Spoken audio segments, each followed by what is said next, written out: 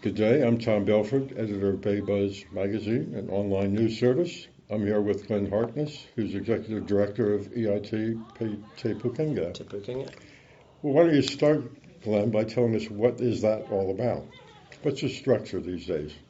Okay, so EIT for a long time, for 47 odd years, since 1975, has been Hawke's Bay's local tertiary institution as part of the government's reform of vocational education, EIT, along with the other 16 polytechs in New Zealand and 11 industry training organisations have been brought into one national organisation, Te Pukenga. EIT trades as EIT Te Pukenga, our business division within Te Pukenga. Mm-hmm. In terms of a structure, we continue at the present time to have our local leadership in place, but we report through into a national structure. And that's through a regional? Are you part of a region? Yes. So we exist as part of Rohi 2 or Region 2, which comprises of the Windtech or the Waikato region, Toho Mai, which is in the Bay of Plenty region, and us in Hawke's Bay and Tairāwhiti. So that's our region. We have regional leads, co-leads, who report through to the national structure. So EIT reports to the Region 2 co-leads, who then report to the national structure. So in any of these consolidations, whether it's education, health, the common, I guess, issue is, so what remains local, what gets centralized in terms of authority and decision making and so forth. So what discretion do you have as the executive director to run this place, and versus what do you have to call upstairs to get approval for? If your local assessment here is that we need to ramp up our nursing program, or you got a call from Hawke's Bay fruit growers saying we need more people for our orchards, who makes the call as to how you respond to those different priorities? So I think it's important to remember that Te Pukenga is just one part of the government's reform of vocational education. Other key elements include the workforce development councils that create an overarching picture of the national workforce needs and are responsible for the programs and the qualifications that meet those needs. But locally, we have our regional skills leadership groups. The local one is co-chaired by Erin Simpson and Tanya Egan. They are tasked with having that strong local understanding of what's needed. Collectively, EIT Te Pukenga, the regional skills leaderships and the workforce development councils have a collective view of what we need locally. It is our responsibility as EIT Te Pukenga to deliver the programs that that collective understands we need in the region. So would you say at this early stage that your customers, as it were, here in the region, different people who have different workforce aspirations, they're still coming here to you, to a local set of structures like that committee to get their case made and get responded to? Absolutely. You know, our regional connectedness remains as strong as ever through the staff that we have at EIT. Those people will continue in those roles, but they'll be supported, and a regional collective view will be supported by in particularly the regional skills leadership group.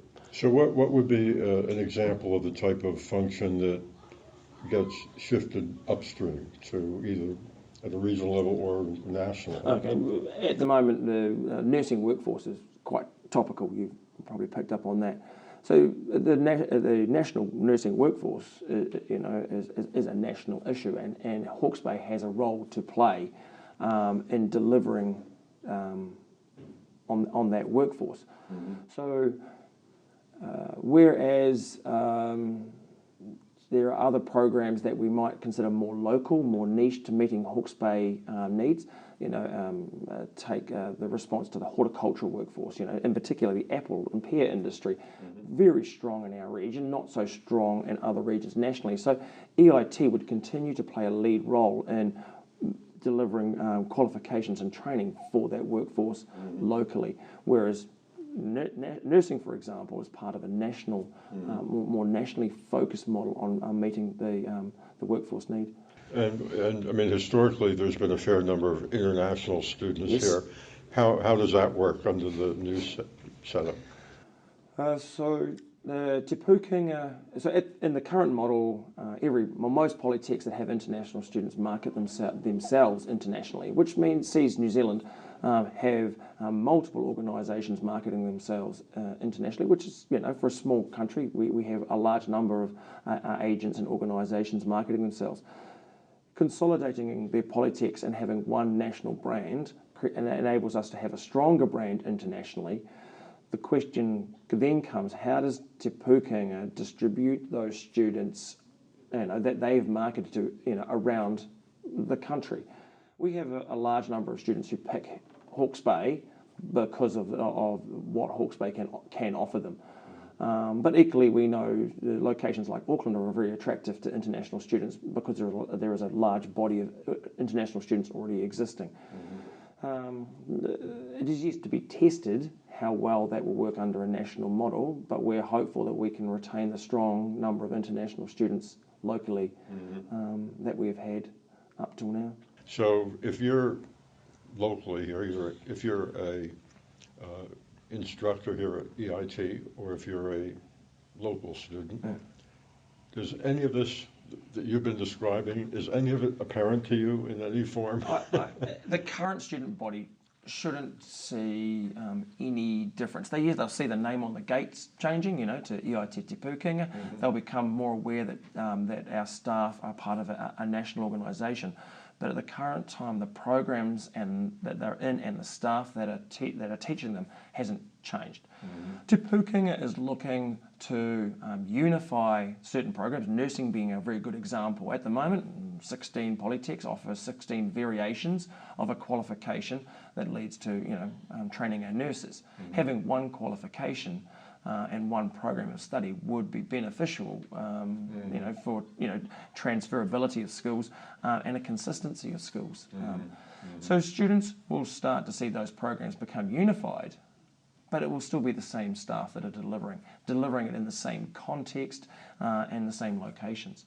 So students, I hope, really hope that EIT is what our region has known EIT for in the past remains the same, and that's that high quality of delivery, friendly, approachable staff that deliver, good education. If you, though, came to the conclusion, we need more tutors in our computer science program, what's the process for you to make that case today? What do you have to do? Today, right at today, nothing changes. We would go through the same internal processes of appointing more staff. So you, as the executive, you're sitting on top of those competing demands. You're sorting out, okay, what are we going to advance to? Your questioning comes right at a very transitional point in Te Pūkenga's journey. Te Pūkenga has just finished consultation over the proposed structure that will cover our academic delivery. That finished on Friday the 21st, just finished. So we're at a very transitional time. At the moment, how things operate at EIT, how they've operated up till now, some point over the remainder of this year, the new structure will begin to roll out.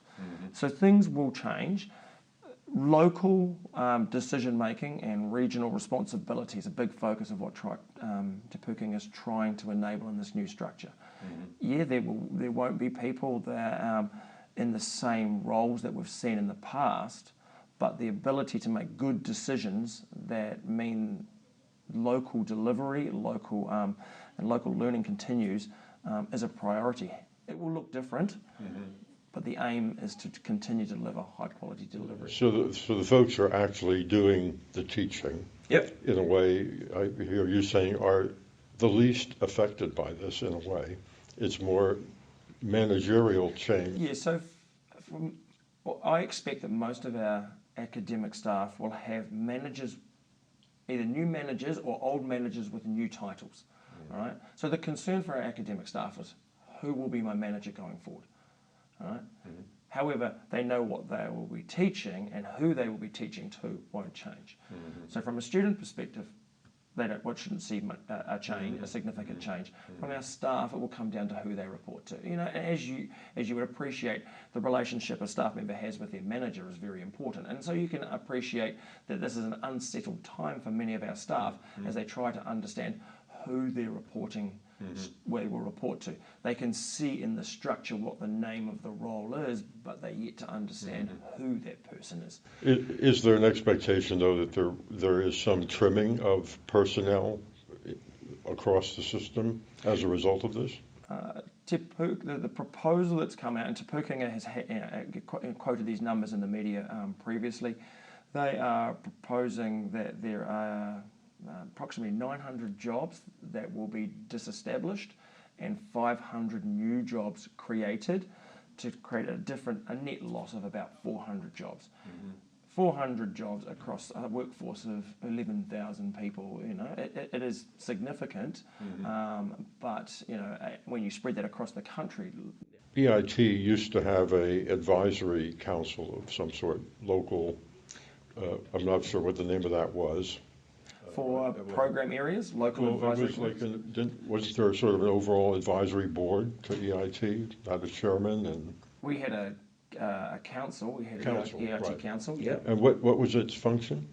It was a governance function, you know, like any other, you know, significant organisation. You have a board or a council that oversees the organisation, employs the chief executive, and is responsible for. So they effectively, that's really what's been displaced, because you now, as a chief executive, have a different. You're reporting into a different structure entirely. Yeah, so Te Pukenga now has a council that is the governance structure for the entire Te Pukenga. So locally, EIT no longer has that council. That was disestablished at the end of last year. Right. So, but some people would have seen that as the avenue, if you were agitated about EIT isn't doing this or isn't doing that, that would be your gateway into, you know, raising hell. Today, what would the avenue be? I would suggest that most people in the past would have phoned the chief executive in the first instance, and if they didn't get a satisfactory response from a chief executive, they may have elevated their response to the council. Locally, those regional co-leads are their contact point for, you know, how do I put this? If our local mayor wanted to engage with Te Pukenga, those regional co-leads would be their contact point. All right. Our industry people, you know, looking at a program area, would continue to connect with the program leads that they have and those roles that they've always had. But you know, those people, you know, the delivery, you know, the local industry probably wouldn't have contacted the chief executive in the past. They would go to their local program level person. It would be mayors and members of parliament and very senior business leaders that would have typically have gone through the chief executive. Those people now will need to connect through the regional co-leads. Introducing those regional co-leads to our region is a really important step that we need to work through. Introducing them to our business leaders, our community leaders, our iwi leaders. That's a very important step. Is that underway, or is that when? Recognising that regional co-leads have been in their role for less than a month, or just on a month now. We're very early in that step, but it's high on their list of priorities. Remembering that those regional co-leads serve quite a big area, so they need to get to know people. If I say in this program that we put online, you know, the guide to talk to is Glen, Sandra. Isn't that really what you expect to happen? That if the mayor had a point of view about something or other, that the mayor's going to look around. Who do I call locally here? They're going to call you. So in the new structure, it's proposed to have a local operational lead. right, that are responsible for the running of the campus, and the campus services, and those staff that provide those administrative services and so forth to the activity that happens on the campus. They will be a key person in terms of a contact point for the community, but from a strategic perspective, that relationship with those regional operation leads regional co-leads will continue to be important. Getting them well identified, I can see, has to be a priority, Yes. and so you'll have a plan for doing that. My hunch is it's the person who's here 24/7 who's going to be the most visible representative of this institution, and that'll wind up presumably still being you. Just for clarity, Tom, my role is fixed term to the end of the year. It was fixed term because we needed, to create opportunity to embed the new structure. Right. So, may or may not be you. Yeah, may or may not. Yeah, absolutely. So, my. But you are the most senior person here. Isn't that fair to say? With the longest track record of knowing what's what and who's who around here. It would be fair to say I've been running EIT for a fair amount of time, 20-something years. In the temporary structure that we're currently operating under, yes, I would be the most senior person. But that's not to say that our senior leadership team, doesn't have a lot of depth and a lot of experience in it. And those people continue to operate in their roles and continue to have the same connections and deliver the same services and so forth we have up until this point. There's also a case to be made for some continuity at the top. Right through this transition into this, through ROVE, or the Reforms of Vocational Education, this transformation project that the government's been embarking on around vocational education, EIT has always been very vocal about the need for strong local leadership. Right? The need to have a structure that can respond to those things that are uniquely Hawke's Bay and Tairāwhiti. So just one kind of hypothetical, if all of a sudden we got a final decision from an environment court to have a film studio in Teawanga that needs hundreds of production people and so forth, and they look around, they come knocking on the door, what can EIT do for us? Yep. You have a process for absorbing all that, carrying it forward. You become the champion of, we need to make an investment in this area. Yes. You'd sell your regional people that notion, and hopefully that will all get. Yeah, I would hope that the Regional Skills Leadership Group are aware of significant local initiatives like that, and the conversation's already happening. But if for some reason they came to EIT before they went to the Regional Skills Leadership Group, we would, obviously, we'd have a responsibility to let them know. But EIT would pick that up, or EIT Te Pukenga would pick that up and say, okay, what have we got amongst this national portfolio of programs? Remember we're no longer competing against each other now. We work together. We could look to Wellington and see what Welltech and Whitireia have in their portfolio of programs that could suit that. We could reach out across the nation to see who's got a good program, and the ability to stand that up quickly now without having to go through our own internal process of development and approval means that we can more quickly than we have in the past respond to new initiatives. So this would have been complicated enough without a cyclone. Yes.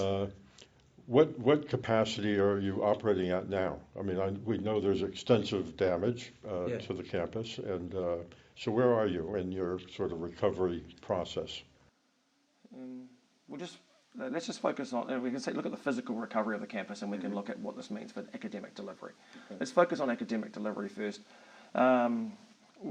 EIT Te Pukenga learned a lot through the COVID lockdowns and what it took to deliver programs online.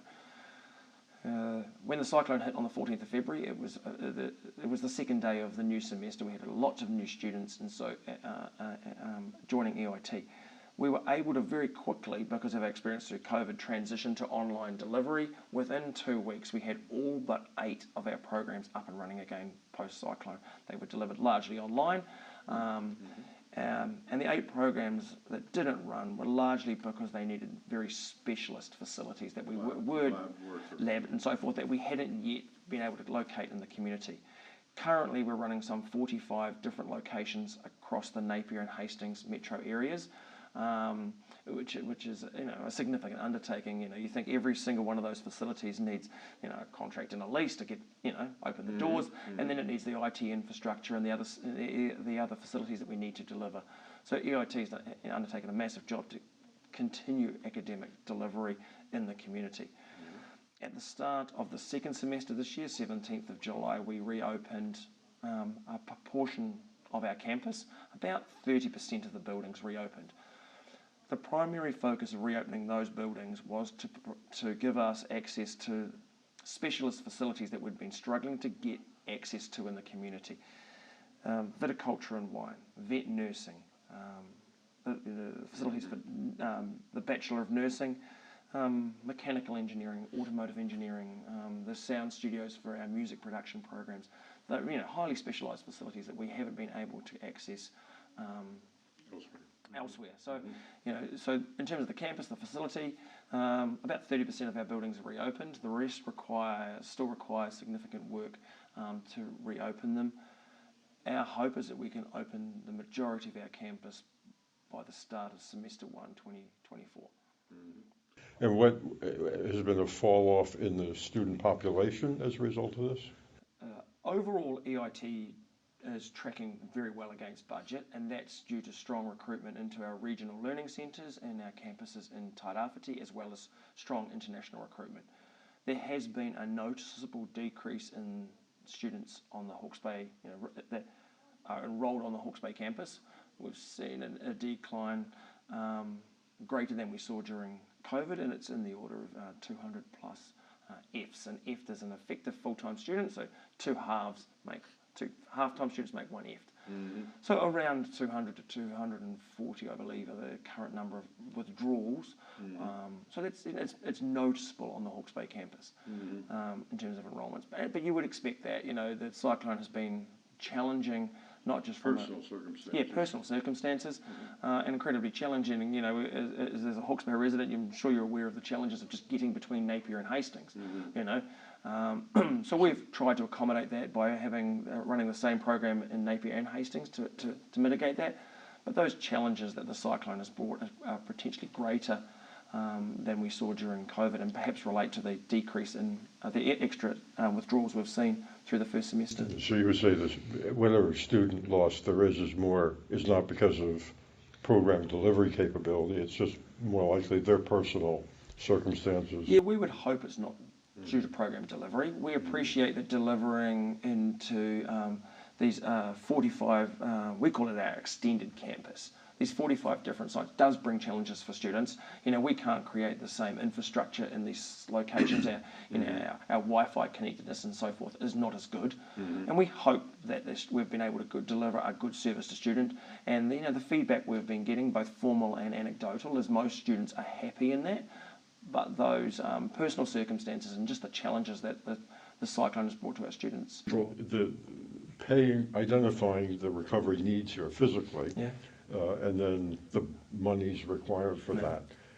That's all basically an internal process to Te Pukenga now, right? It's not, you're not part of the regional recovery agency process. And to rebuild this campus in Tairāwhiti, the Hawke's Bay, what we call our Hawke's Bay campus, we work, there's local people on the ground that are leading it locally in terms of the physical rebuild, but we're supported by the Te Pukenga network. And that's where the money's coming from. It's coming through education channels, not through. It's coming. Insurance is largely covering the rebuild at the current time. But the rebuild gives us an opportunity as well, Tom. Spaces that have been used in a particular way for a long period of time have now been emptied of everything to allow us to replace the carpets and repair the damaged wall linings and so forth. So now is a good opportunity to say, hey, how do we use these spaces better? How do we rebuild the internals to these spaces to better meet the needs of delivery going forward? As I said right at the start, Te Pukenga combines both what we considered polytech learning in the past, or in class, and then also in work learning. So we expect to see the student demographic using this campus change over the next few years as more students who are apprentices or in work learning use this campus to support their learning in work learning, so their off-job training, their block courses, their access to the library, their access to study rooms and our support staff. So we expect to see a change in campus, and now is a really good time to use the devastation that was created by the cyclone to rebuild the campus back. So, as you'd be aware, though, there are sectors in the community here who are feeling like central government has not been adequately responsive to their financial support requirements.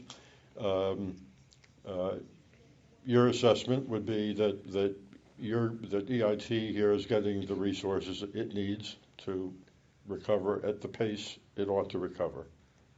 Yes, I think yes is the short answer. Well, obviously, the orchardists and a whole variety of people out there feel otherwise about this, and but they're operating through a different channel, really. Your funding is directly coming through. Our funding is based on the number of students we have, and we continue to get that funding. You may be aware that if we don't achieve our budgets or get close to our budgets, we have to repay some of that the money that we've been funded for students back to the government, which is perhaps a fair approach. If you don't use it, return it. But it does give us some security around the amount of money that we will be having coming in, and then we match that against the insurance, and we rebuild within those confines. So now's not the time to think about building new buildings. It's about repairing what we've got. The cost to build something brand new, and the process sits outside that. This is a repair and resume delivery project. Well, thanks, Glenn. I think this gives us a good picture of where things stand. Is there anything else you would like our listeners to know about the state of affairs here? I think the key message is that we're here and we're open.